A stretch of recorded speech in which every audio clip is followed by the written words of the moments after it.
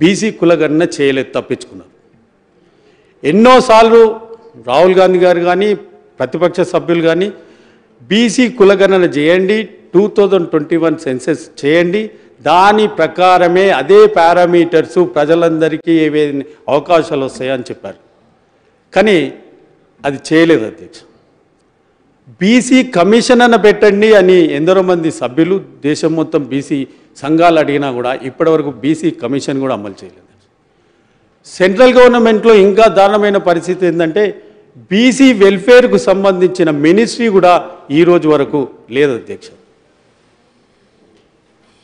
ఇంత క్రితము మా శ్రీహరి గారు మాట్లాడుకుంటూ బీసీ అభ్యర్థి మీరు ఇంత ఇంపార్టెంట్ సమస్య, ఇంపార్టెంట్ ఇష్యూ కాబట్టి మీరు అవహేళనగా మాట్లాడుతున్నారు అని అన్నారు. బట్ అన్న ఎప్పుడైతే ఈ చర్చ మొదలైందో సీఎం రేవంత్ రెడ్డి గారు 10 నిమిషాలు ఉండి వెళ్ళిపోయిండ్రు. ఆ తర్వాత ఒక మంత్రి కూడా లేరు. ఒక పొన్నం ప్రభాకర్ అన్న బట్టి అనేది తప్పించి మీతో వాళ్ళందరూ పోతుండ్రు వస్తున్నారు. అవహేళన మేం చేయలే. ఇంత పెద్ద రిజల్యూషన్ 60% సంబంధించిన ప్రజా కోసం చేసింది అవహేళన మీరు చేస్తుంది. ఇది అందరు మంత్రులు కూర్చొని చర్చించే సమస్య కాదా అధ్యక్ష?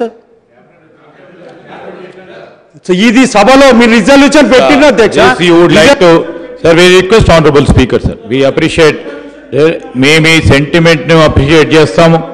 సార్, క్యాబినెట్లో మంత్రులు కూర్చొని 6 గంటల సేపు క్యాబినెట్ సమావేశం అయిపోయిన తర్వాత ఓ నిర్ణయం తీసుకోవడం జరిగింది అధ్యక్ష. గౌరవ సభ్యులకు తెలియజేస్తా ఉన్నాను. ఎందుకంటే ఏ విధంగా క్యాబినెట్ సమావేశాలు జరుగుతాయి, ఏ అంశం పైన జరుగుతాయి, ఎజెండా ఏ విధంగా ఉందో వారు పత్రికల్లో కూడా చూసుంటారు. కానీ సభను తప్పుదో పట్టించడానికి ప్రజలందరినీ కూడా ఏదో విధంగా చేయాలని ఈరోజు మా కమిట్మెంట్ అధ్యక్ష. ఈరోజు మా కమిట్మెంట్ విషయంలో కాంగ్రెస్ పార్టీ ప్రభుత్వానికి సంబంధించి ఈరోజు రాహుల్ గాంధీ గారు ఒక మాట చెప్పారు అధ్యక్ష. అదే మా బేస్ లైన్. జిస్కా ఉత్నా సంఖ్య ఉత్నా ఉస్కా భాగ్యదారి అనే ఒక ప్రధానమైన అంశాన్ని ఈరోజు సభ ముందర పెట్టాము అధ్యక్ష. పెడతా ఉంటే దానికి సలహా సూచనలు ఏమనంటే ఎవరు అవహేళన చేస్తూ ఉన్నారు? అవహేళన చేసే ప్రసక్తే లేదు. యావత్ కాంగ్రెస్ పార్టీ శాసనసభ్యులు ఇక్కడ అందరు కూడా ఉన్నారు ఇక్కడ అధ్యక్ష.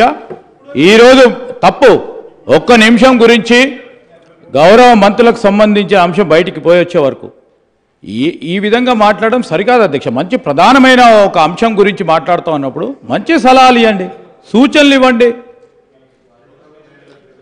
కాలేరు వెంకటేష్ గారు సార్ కన్క్లూడ్ చేయండి. చేస్తుంది సార్.